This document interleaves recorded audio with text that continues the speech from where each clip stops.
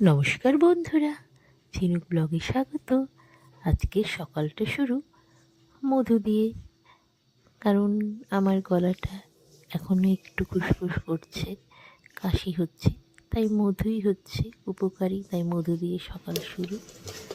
তারপরে আজকে রান্নাগুলো যেগুলো করেছি আজকে, সেগুলো হচ্ছে কচি কুমড়ো ভাজা, জিরে মানে কালো জিরে কাঁচা লঙ্কা দিয়ে, আর রয়েছে মিক্সড ভেজিটেবল সবজি।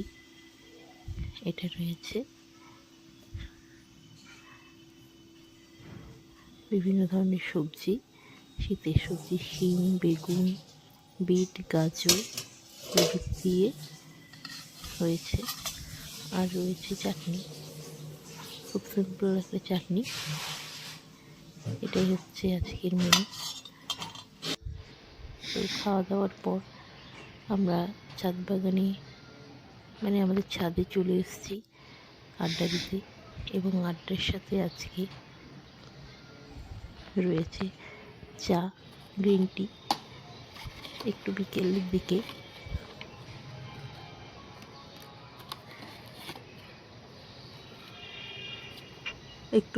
দিকে বানিয়ে নিচ্ছি গ্রিন টি খেতে খেতে সূর্যাস্ত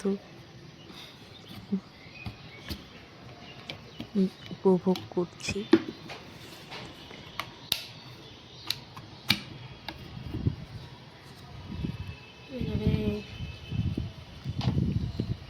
ফ্লাক্সে আগে থেকেই ফুটন্ত গরম জল করে রেখেছিলাম, সেটা নিয়ে চলে এসেছি, এবং জলটা অনেকক্ষণ গরম ছিল।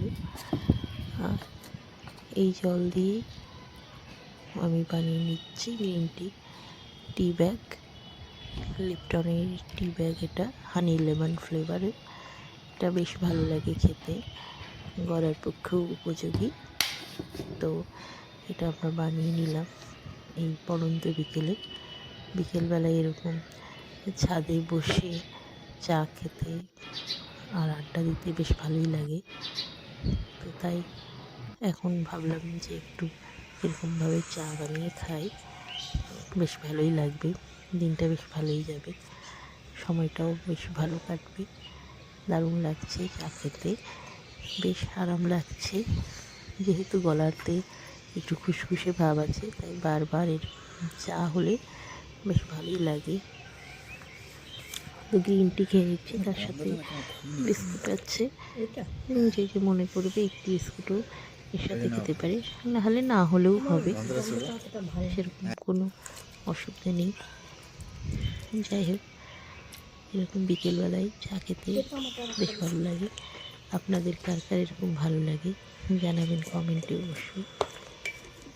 চা খাওয়ার পর ছাদ বাগান থেকে তুলে নিয়েছি কিছু ধনেপাতা, একদম লাগানো হয়েছিল যে ধনেপাতাগুলো, সেগুলো বেশ বড় হয়ে গেছে। এখন তো সিজনের শেষ, তাই ধনেপাতাগুলো প্রায় শেষের দিকে। যাই হোক, যেটুকু আছে সেটাকে আজকে রান্নার কাজে লাগিয়ে দেবো। সন্ধে হয়ে গেছে, মানে অনেকটাই সন্ধে। এখন চিড়ে ভাজা নয়, এটা হচ্ছে চাল ভাজা। আজকে চাল ভাজা রয়েছে, আর তার সাথে রয়েছে কফি আর চাল ভাজা, মশলাদার চাল ভাজা, বেশ ভালোই জমে গেছে।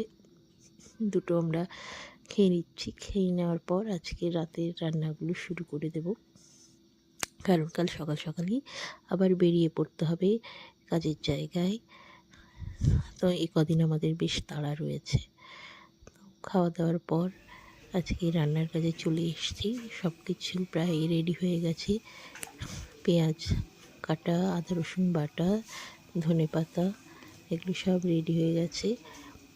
কসুরি মেথি, আর আজকে যেটা রান্না হবে পনির মটর দিয়ে হবে, মটর পনির আর কি। তো এটা আজকে আমি একটু ঘরোয়াভাবেই রান্না করব। তো আমার সব রেডি হয়ে আছে, আর একটু বেশি করে আলু দিয়ে দেবো, মানে আলু মটর, তার সাথে একটু পনির দিয়ে আলু মটর পনির বলা যেতে পারে। সেই আলু মটর পনিরটাই বানাবো আজকে, একটা রান্নাই করব, কারণ একটু তাড়াহুড়ো আছে, আর একটু ভালোও লাগছে না বারবার বেশি করে রান্না করতে, সেই জন্য একটাই রান্না করবো সেটা দিয়েই আজকে খাওয়াটা আমাদের কমপ্লিট করবো, রাতের ডিনারটা। তো আমি আলুগুলোকে ভালো করে ভেজে নিচ্ছি। ভেজে নেওয়ার পর মশলাগুলো দিয়ে মটর দিয়ে দেবো আর পনির দিয়ে দেবো। এইভাবেই রান্নাটা আজকে কমপ্লিট করব।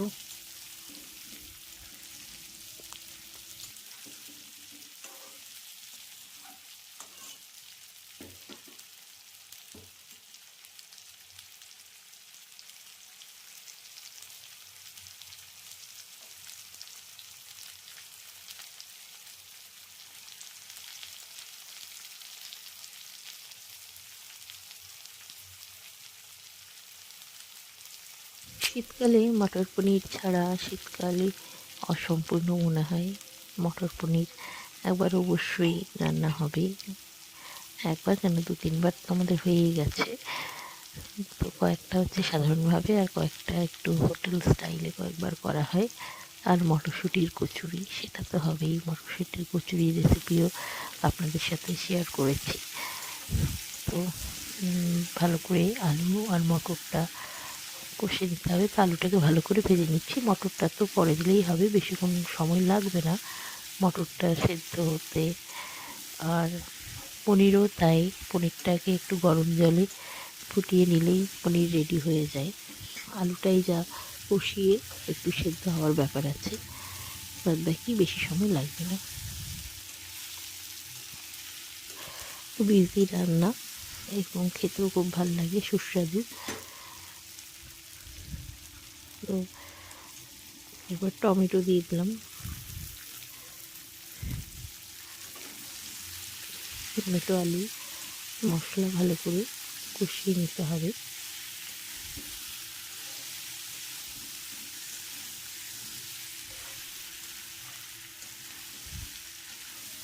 মটর পনির একটি খুব প্রিয় খাদ্য আমার। আলু মটর পনির ভাল লাগে, রুটি দিয়েও ভাল লাগে, ভাত দিয়েও ভাল লাগে। আমার রান্না রেডি হয়ে গেছে। পুরো রেসিপিটা আমি আরও একটি এপিসোডে দেখাবো, শেয়ার করব আপনাদের সাথে। আজকে এইটুকুই আমি দেখালাম। এবং উপর থেকে আমি আজকে দিয়ে দিয়েছি ফ্রেশ ধনেপাতা, যেই ধনেপাতাগুলো ছাদ বাগান থেকে তুলে নিয়ে এসেছিলাম। সেগুলোকে ভালো করে ধুয়ে কুচি কুচি করে কেটে ছড়িয়ে দিয়েছি উপর দিয়ে। দেখতে খুব সুন্দর লাগছে, গার্নিশিংটা বেশ ভালোই হয়েছে। যাই হোক, এমনিতেই ফ্রেশ ধনেপাতা একদম সদ্য গাছ থেকে তুলে নিয়ে আসা, সেটা দিয়ে রান্না করার মজাই আলাদা। এবং তার স্বাদ তো আরও অতুলনীয়। খুব সুন্দর লাগছে দেখতে রান্নাটা, এবং খেতেও বেশ ভালোই হবে। মানে ভালো হয়েছে, ভালো হবে না, ভালো হয়েছে। আর উপর থেকে আর একটু কাসুরি মেথি আমি ছড়িয়ে দিলাম, তাহলে আরও ভালো লাগবে। কাসুরি মেথি আমি যেসব রান্না একটু হোটেল স্টাইলে করতে চাই বা একটু আলাদা টাচ দিতে চাই, সেগুলোতে কাসুরি মেথি ব্যবহার করে থাকি। তো কাসুরি মেথিটা একদম সবার শেষে দিয়ে দিয়েছি। এই সময় আমি গ্যাসটা একদম অফ করে দিয়েছি, কিন্তু রান্নাটা একদম জাস্ট হয়েছে, তারপরেই উপরতেই ধনেপাতা আর কাসুরি মেথি এগুলো ছড়িয়ে দিয়েছি। ছড়িয়ে দিয়ে ভালো করে নেড়ে মিশিয়ে দিয়েছি। ধনেপাতাটা একটু কাঁচা থাকে তো, তো সেটা এই ভাবেই সেদ্ধ হয়ে যাবে, একদম কাঁচা ভাবটা আর থাকবে না। আবার খুব সেদ্ধও হবে না, বোঝা যাবে ধনেপাতার গন্ধ স্বাদ দুটোই পাওয়া যাবে। সেই জন্য আমি এইভাবে করেই এটা দিয়ে থাকি। তো আমার রেডি হয়ে গেছে আলু মটর পনিরের তরকারি, আজকের রাতের ডিনার। ভাতের সাথে আমি সার্ভ করে দিয়েছি। তো আপনাদের কেমন লাগলো ব্লগটি অবশ্যই কমেন্টে জানাবেন। বাড়িতে রেসিপিটি ট্রাই করবেন। আর সবাই ভালো থাকবেন, আমার ব্লগ দেখতে থাকবেন। টাটা, বাই বাই, দেখা হচ্ছে পরবর্তী ব্লগে। সবাই ভালো থাকবেন।